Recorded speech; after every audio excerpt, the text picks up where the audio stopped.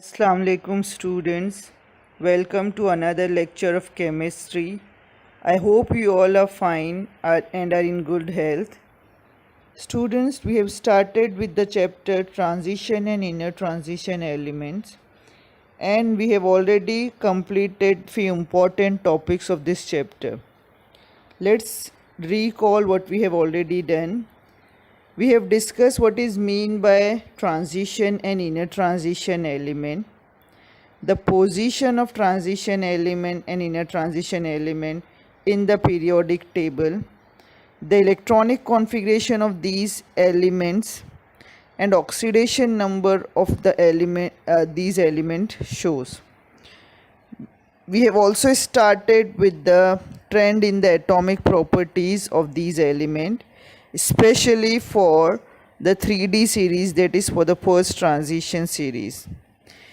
In trends, we are going to study about different atomic properties, out of which we have completed one, that is the trend of atomic and ionic radii in 3D series. This we have completed in our previous lectures.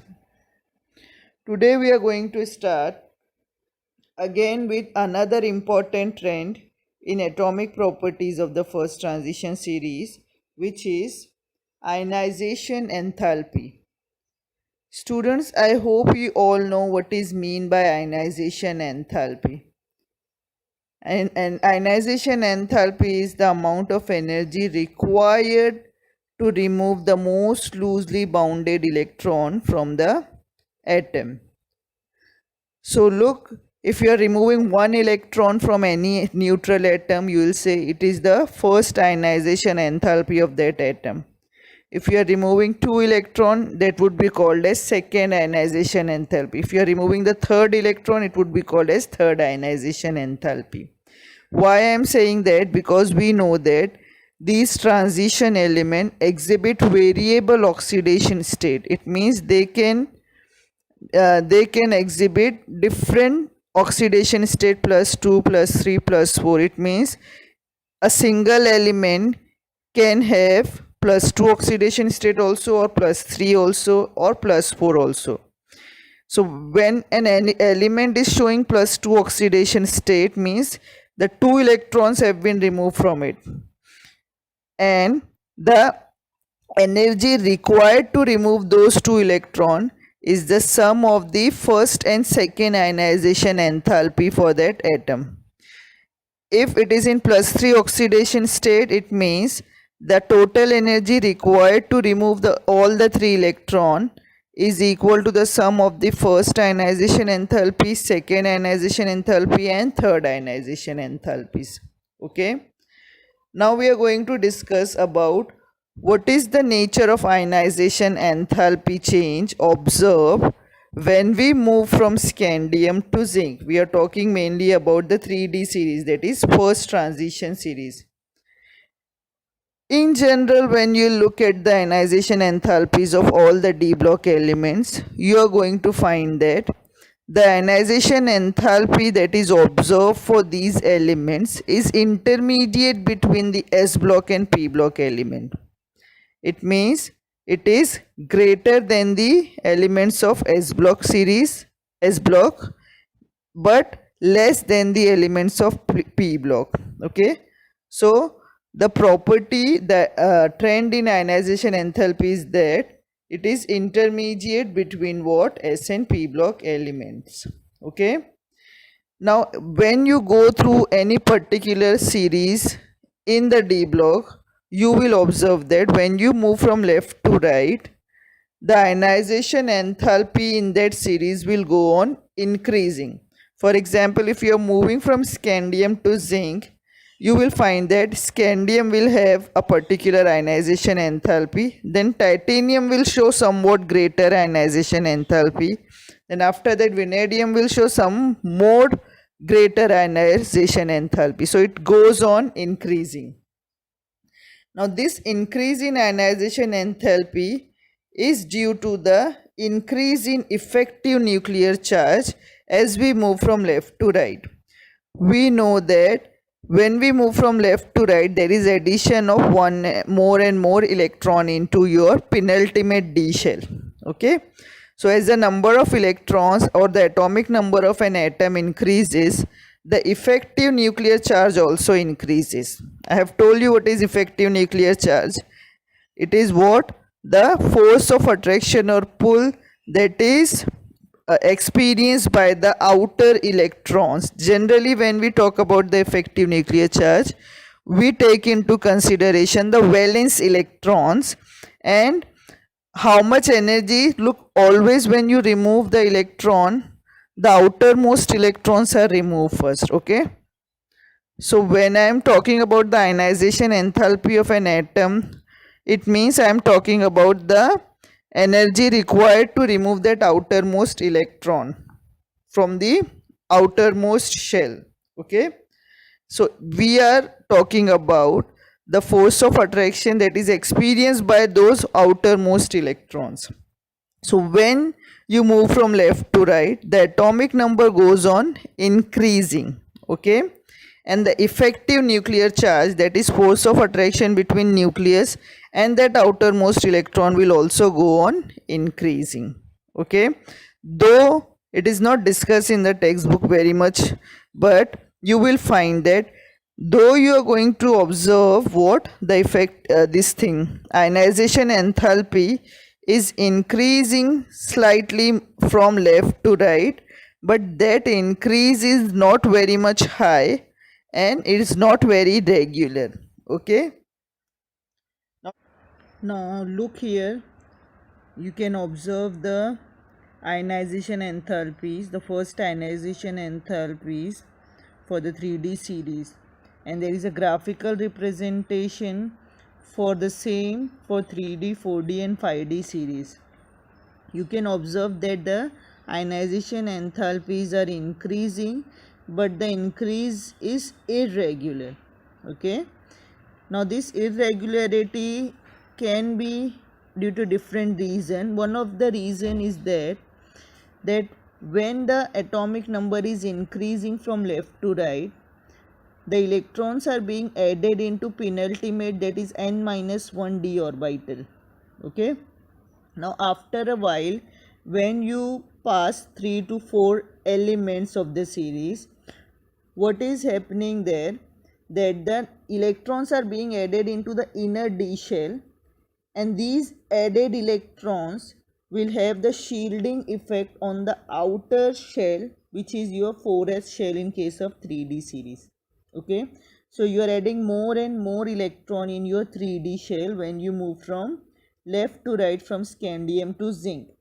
So after a while, the shielding effect come into action, and the effective nuclear charge will not be as significant because its effect will get nullified somewhat due to the shielding effect of the d orbitals. Okay, therefore this irregularity in the increase in ionization enthalpies is observed. Okay, now look, it is observed that the first ionization enthalpy, we are not talking about the other ionization enthalpies, okay, only first ionization enthalpies of the 5D series are higher than those of 3D and 4D series. Now the reason for it is what? When you look at the 5D series, you will find that in 5D series the 4f orbitals are filled. They have filled 4f orbitals, and the 4f orbitals have very peculiar and diffused shape, because of which the shielding effect of 4f orbital is very poor. It means the electrons which are present in f orbital does not shield the outer electrons that are present in the valence shell effectively. Okay, because of this reason, what happens, the outer electrons which are present in the valence shell will experience greater effective nuclear charge. Therefore, more energy will be required to remove those electrons from the attraction of the nucleus. Okay, therefore their ionization enthalpies are higher in comparison to the 3D and 4D series. Okay, this can be asked to you, why the elements in the third transition series show higher ionization enthalpies as compared to first and second transition series. So remember, in 5D series or your third transition series, the 4f orbitals are filled with electrons which have very poor shielding effect due to their diffuse shape. Because of the poor shielding effect, what happens? The electrons, the valence electrons, are not shielded properly with the from the effective nuclear charge, and they are tightly bonded or strongly held with the nucleus. Therefore, more energy is required to remove those electrons. Therefore, they show higher ionization enthalpy. Okay. Now let's move to another important property shown by these transition element, which is metallic character. Now we know that all these transition elements exhibit all the properties of the metal. What are the general properties of metal? We know that metals are hard, metals are lustrous, they are good conductor of heat and electricity, they are malleable, ductile, and they show high melting and boiling point. So all these are what general properties of metal which we know. Now why do we observe this general property or metallic character in the transition element? The reason behind why transition elements are, most of the transition elements are transition metal, is that they have relatively low ionization enthalpy when compared to what your S block elements, and they also have the vacant orbital in the outermost shell. Due to the low ionization enthalpy and vacant d orbital in the outermost shell, these uh, elements, transition elements, can easily form what? Ions, which is one of the important characteristic of metal, that they are electropositive in nature, so they can easily give away their electrons. Okay. Second, due to the presence of vacant orbital in their outermost shell, these elements can go for covalent and metallic bonding, which is responsible for the hardness of metal. Okay. We find that all these transition elements are quite hard. Why they are hard? Because two types of bonding are observed in them. One is the metallic bonding, and the other is what? Covalent bonding, that take place due to the presence of unpaired d electron in the d orbital. Okay. So these orbitals undergo covalent bonding as well as metallic bonding. Okay. And because of which what happens? The metals are very hard. Now we'll observe, when you look at the melting point graph for these elements, you will see that it increases steadily up to d5 in each series. It means what is which element have the d5 configuration in the 3D series? Chromium have the d5 configuration. Okay. So it has the maximum number of unpaired electron in it. So when you move from scandium to chromium, you will observe, and you are analyzing the melting point of these elements, you will observe that the melting point goes on increasing from scandium to chromium. Now this is because as you move from scandium to chromium, the number of unpaired electron goes on increasing from 1 to 5. Okay. As the number of unpaired electrons are increasing, the number of bonding electron is also increasing. It means scandium can, with one unpaired electron, can make one covalent bond, but chromium with 5 unpaired electron can make 5 covalent bond. Okay. So their chances or the probability of making more and more covalent bond is also increasing. Okay. Now as the number of bonds are increasing, what is happening? The bond strength or the force of attraction between the different atoms of the metal are increasing. They are held more tightly with each other. Therefore, when you want to melt it, if you are melting something, you are breaking the bond between them. Okay. So if you are you are melting, you are breaking that force of attraction. Okay. Therefore, from moving from scandium to chromium, we'll observe that the melting point goes on increasing because more and more energy will be required to break the bonding between these metal atoms. Okay. Chromium, molybdenum and tungsten show highest melting point in their respective series. Why do they show highest melting point? Because they have the highest unpaired electron. Therefore, they will have the strongest metallic bonding in them. Okay.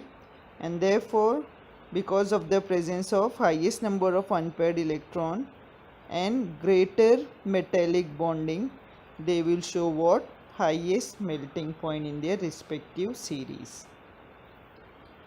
Now all these transition metals exhibits one or more common metallic structures such as BCC, body center cube, CCP cubic close pack, HCP hexagonal close pack at normal temperature except for these four elements: manganese, zinc, cadmium and mercury. Now some of these elements you can see here can exhibit more than one type of crystal lattice structure. Now these lattice structures are helpful in the metallic bonding and the hardness of the metal. Okay. So why transition elements are metal? Because they show these lattice structures. Now these are some questions related to our today's topic. Let's see whether we will be able to answer them or not. The first question is, why do transition elements exhibit higher melting point? Now you all should be able to answer that because of the presence of large number of unpaired electrons in the transition element, they are able to form what? Strong metallic bond. Therefore their melting point is high. So the presence of unpaired electron and the vacant d orbitals make it possible to form strong metallic bond, and therefore they will exhibit higher melting point because more energy is required to break the attraction between these metal atoms. Okay. Now chromium and copper have exceptionally high ionization enthalpies values than those of their neighbors. When we'll analyze the ionization enthalpies of 3D series, the chromium and copper will show exceptionally high IAP values.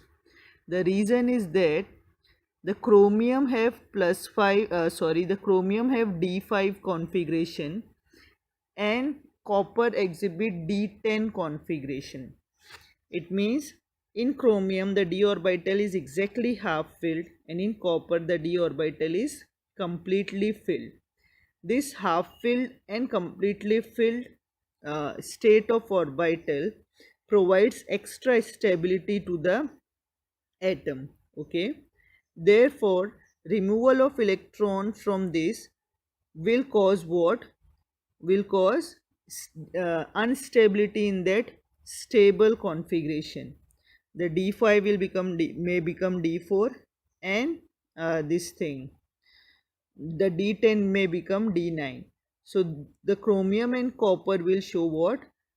Greater ionization enthalpy values than the expected one, because they are going from more stable configuration to less stable configuration. Okay. Now the next one is chromium, molybdenum and tungsten have highest melting point. Just now we have discussed that why chromium, molybdenum and tungsten have the highest melting point, because they have highest number of unpaired electron, resulting in greater interionic metal-metal interaction or metallic bonding. Therefore they will show highest melting point in their respective series. Next one is the melting and boiling points of zinc, cadmium and mercury are very low. Why? We know that in zinc, cadmium and mercury, all the d orbitals are completely filled. all of these elements have d10 configuration. So d orbital is completely filled orbital, and as it is completely filled, it does not have any unpaired electron. When there is no unpaired electron, there will be very weak inter atomic interaction between the metal ions. Okay, so the metallic bonding in these element is very weak due to the absence of the unpaired d electrons. Therefore their melting and boiling point is quite low. It means their attraction between the atoms of the zinc and cadmium and the mercury with the atoms of their own kind is weak due to the absence of the unpaired d electrons, and therefore their melting and boiling points are low as compared to the elements of the other elements of the series. The last one is chromium is a hard solid while mercury is liquid. Why? Again student, why chromium is hard? Because it has the very high number of unpaired electron in it, so it can form a very strong metallic bonding. The